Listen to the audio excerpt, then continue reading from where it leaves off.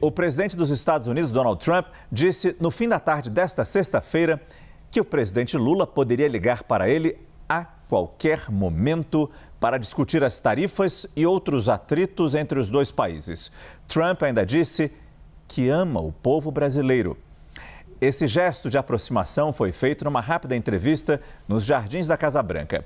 As últimas semanas foram marcadas pelas discussões em Brasília sobre como reagir ao tarifaço de Trump em cima das nossas exportações e também as sanções ao ministro do Supremo Tribunal Federal, Alexandre de Moraes. Havia uma divisão sobre buscar um contato com a Casa Branca e a preocupação de como seria o tom dessa conversa, especialmente pelo caráter político que a guerra tarifária já ganhou. Vamos então ao vivo até Washington conversar com a nossa correspondente Mariana Jangiacomo. Mariana, boa noite. Oi, Márcio, boa noite a todos. Márcio, Donald Trump fez esse aceno ao presidente Lula aqui na Casa Branca antes de embarcar rumo a Nova Jersey. Ele conversou com jornalistas e disse então que Lula pode falar com ele, Trump, a hora que quiser. Donald Trump também disse que ama o povo brasileiro, mas que as pessoas comandando o país fizeram a coisa errada. Ele falou então muito rapidamente, mas deixou esse espaço aberto, então avisando, dizendo que Lula pode conversar com ele a qualquer momento, que conversaria com Lula a qualquer momento. Não deu mais detalhes sobre as negociações, sobre que tom teria essa conversa, quais os caminhos possíveis para essa conversa, mas já saiu em direção a Nova Jersey. Trump não está aqui, ele deve passar o fim de semana por lá, ele não está aqui na Casa Branca nesse momento, mas saiu então mandando essa mensagem e dizendo que ama o povo brasileiro. Lembrando, Márcio, que hoje entraria em vigor as tarifas de 50% sobre importações brasileiras que foram adiadas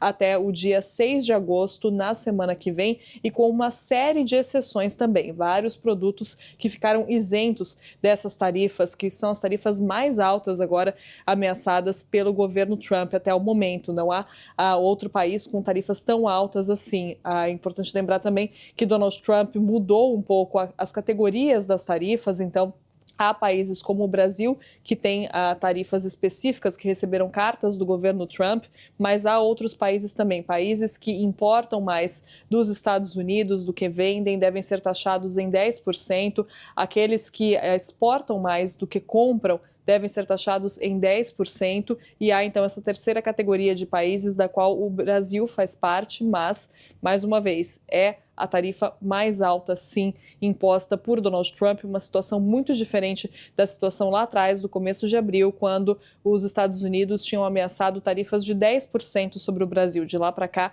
a situação mudou bastante. Trump assinou uma ordem executiva nessa semana, aumentando em 40%, ou seja, totalizando em 50% essas tarifas e, ao mesmo tempo, deixando vários produtos de fora e adiando um pouco o prazo para a aplicação dessas tarifas em uma semana. Então fica a pergunta, Márcio, sobre se de fato um diálogo como esse aconteceria ou não. Eu acompanhei nessa semana a visita dos senadores brasileiros aqui a Washington, e o senador Jacques Wagner do PT chegou a falar bastante sobre a possibilidade de uma conversa e a importância, inclusive, de uma conversa olho no olho entre Lula e Trump, mas sem falar sobre a possibilidade concreta disso, sobre qualquer tipo de plano sendo feito para isso. É preciso toda uma organização para que esse tipo de conversa aconteça. E agora, então, temos a sinalização de Donald Trump de que ele conversaria, sim, com o presidente Lula. As palavras de Trump foram claras, eu falo com ele na hora em que ele quiser. Márcio.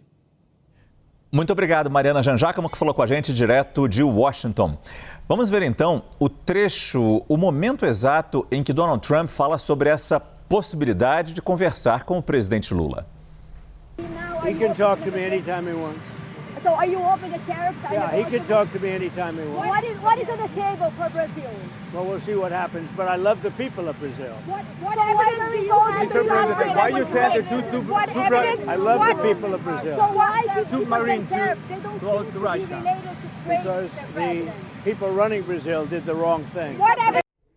Bom, quem está com a gente mais uma vez ao vivo, direto do nosso estúdio em Brasília, é a analista de política Larissa Rodrigues. Larissa, boa noite. Destacando 2 pontos aqui, né? Quer dizer, na verdade, a gente vê esse gesto de aproximação e sabemos, e é importante a gente descobrir, e você certamente tem essa apuração, de como esse gesto foi entendido no Palácio do Planalto, se ele reduz a distância entre os presidentes.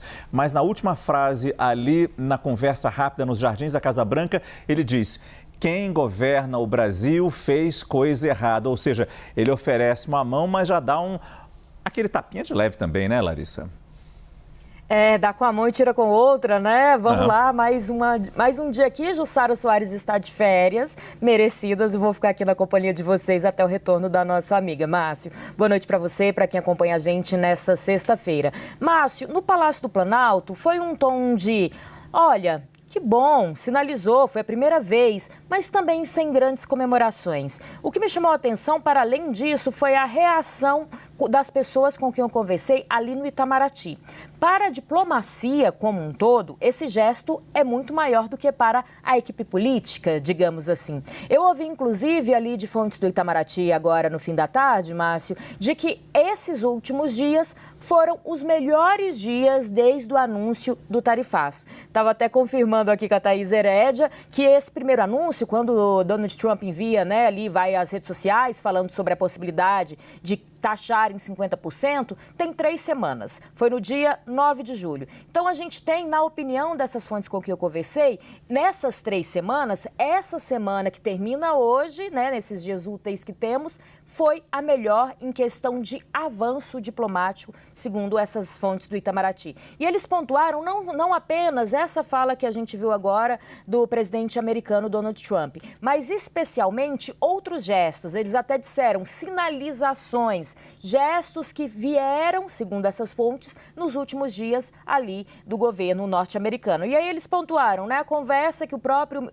vice-presidente brasileiro e ministro Geraldo Alckmin teve com o secretário de Comércio norte-americano. Nós tivemos também aquela conversa que a princípio não iria acontecer, mas aconteceu, do nosso chanceler, ministro das Relações Exteriores, Mauro Vieira, com o Marco Rubio. E agora, daqui a pouco a gente vai entrar nesse detalhe também, o ministro da Fazenda, Fernando Haddad, já prevendo uma conversa na semana que vem, já confirmando que de fato isso vai acontecer, com o secretário do Tesouro também dos Estados Unidos. Então, eu senti um tom muito de avanço e comemoração mais no Itamaraty do que no Palácio do Planalto. Porque para a diplomacia, esses gestos, eles são gestos importantes. E há um entendimento ali no Itamaraty que sem eles não seria possível avançar nas negociações. Antes de te devolver, Márcio, eu só queria trazer aqui uma fala de uma fonte ali no Itamaraty que me chamou muito a atenção.